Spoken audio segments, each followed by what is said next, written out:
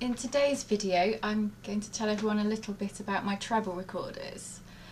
I've played a lot of different recorders in my videos, a lot of which I have borrowed or perhaps I've sold and I don't own anymore. But when I really like a recorder I don't tend to part from it, and so I'm going to show my trebles today. And I have 5 wooden trebles that I don't think I would part from now because I'm very fond of them all.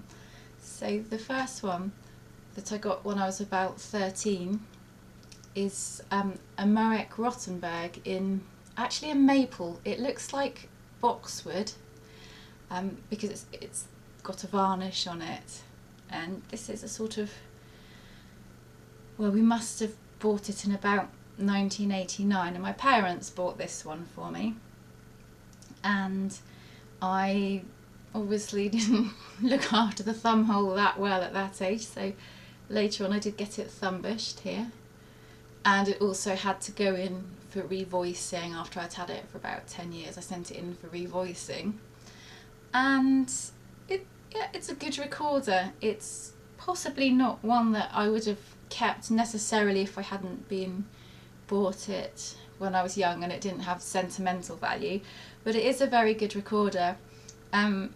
Possibly the reason I wouldn't have kept it is because I would have had the same model perhaps in a harder wood.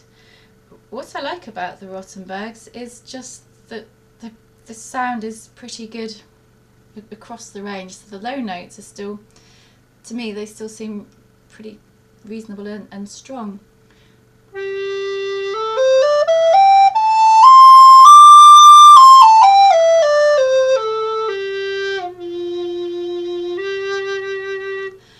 And you know, it's got a nice friendly sort of sound. I just really like it.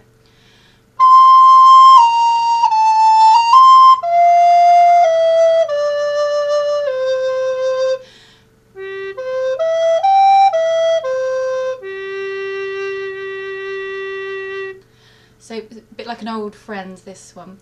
So this is the first wooden treble I had, and then at some point in my 20s, this came from the London Recorder Centre, which is a branch of the Early Music Shop, and so did this. So I went back and I think I played through about every second-hand recorder they had, and these were the days when the second-hand instruments were down in the basement and all the recorders were sort of in one cupboard and you had to fish them out and play through them.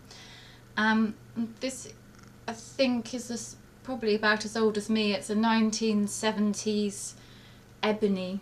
It's not grenadilla, it's actually ebony. I've been told the kind of ebony that this is made of is very good quality, very hard ebony, the kind they can't really cut anymore. It had, amazingly, for something made of such a hard wood, it had a really worn thumb hole. So when I bought it, shortly after I bought it, I did send it away for a thumb bushing, but nothing else. I haven't done anything else. It hasn't been revoiced by me, certainly, and once it's warmed up, it's really beautiful instrument for well, I think for Baroque music. Other people will say, you know, this is a recorder of its time. It's possibly a little bit on the loud side, but if you're playing with the piano, that's probably quite good. So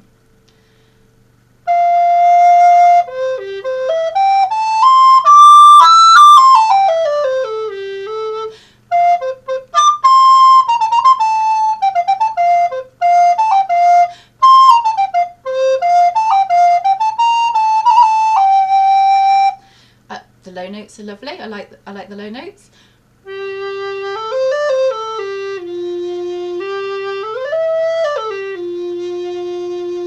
And the high notes sort of seem quite focused.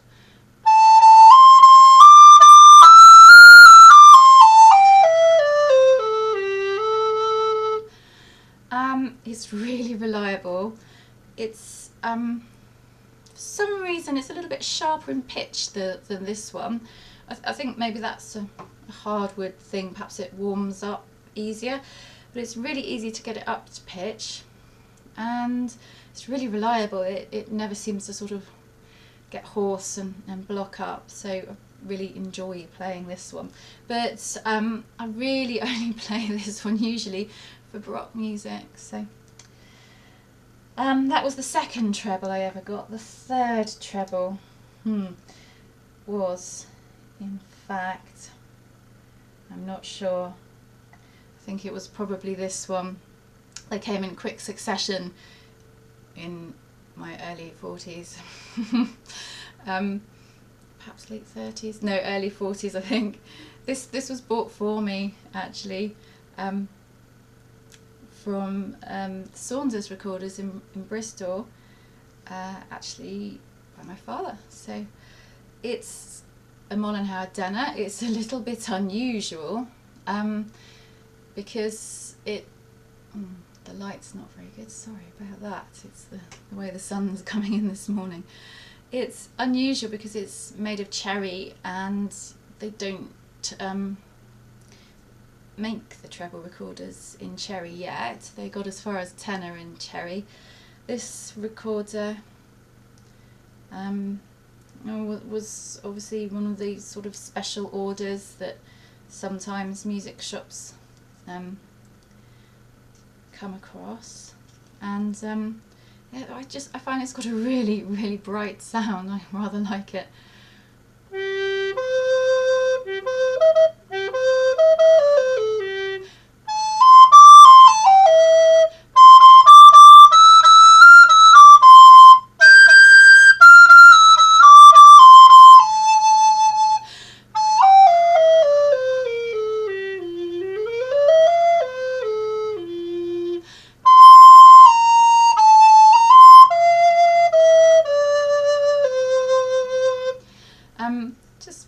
It's very pretty sounding recorder.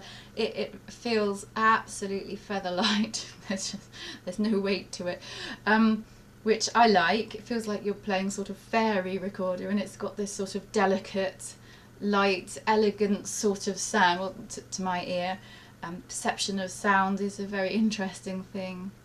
People have different perceptions of sound. But I find this bright and sweet. It's got really, really focused top notes, but I suppose it's not incredibly loud, but it's not desperately quiet either.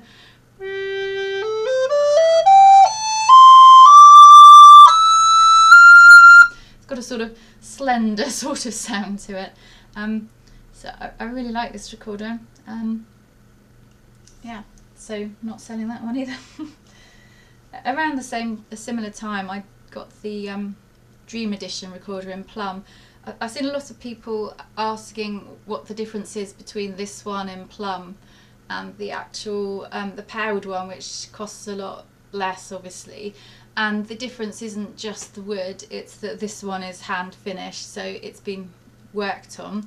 I had a lot of trouble with this one when I first bought it, with blocking up, but I seem to have unbunged it now and it's working. I prefer the descant of this model.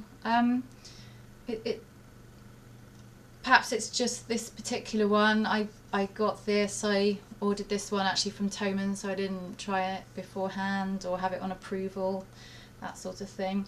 Perhaps I should have sent it back because it was pretty bunged up when I got it and probably needed some work, but you can't see very well. It's just got such a nice stripy wood all the way down, all up the head joint and all down the body. You can't really see very well in this light at all, and so I didn't want to send it back because it was pretty.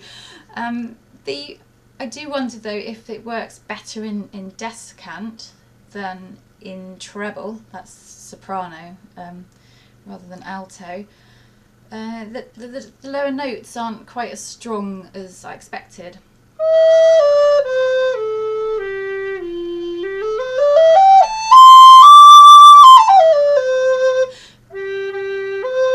I'd like to be able to blow a bit harder on low G and low F. Also, I found the, because it's a two-piece, this bottom hole's a little bit far round to the left. I'd like it more to the right here. So I'd like to put my finger there, but I have to have my finger there. It's a bit far round for me, personally. But people respond really well to the sound of this one. They love it. My brother thinks that all the other treble recorders sound exactly the same except this one, which is better.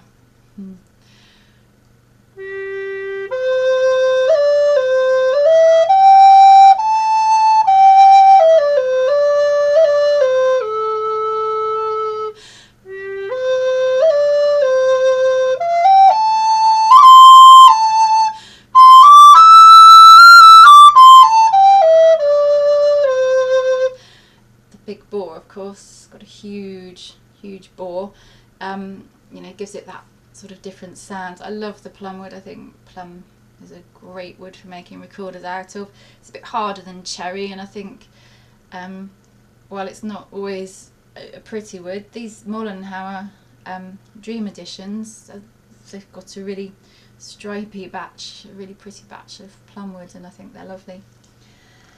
And the other recorder I've got is a Kung Superio, again like the Ebony Moeck. I bought this one second hand, and I had this on approval and then bought it from Anthony Barrett Recorders, and he obviously did a very nice job of servicing it beforehand. And it's in olive. It looks a bit like it must be palisander, but it's just a very dark batch of olive wood, or it's darkened over time. But it's very definitely, looking at the grain, which you can't see in this light, it's definitely olive wood, and it's got a really soft sound which is really appealing for certain pieces, not for every piece, but certainly it's got its niche in my collection. There's certain pieces that I love to play on this one.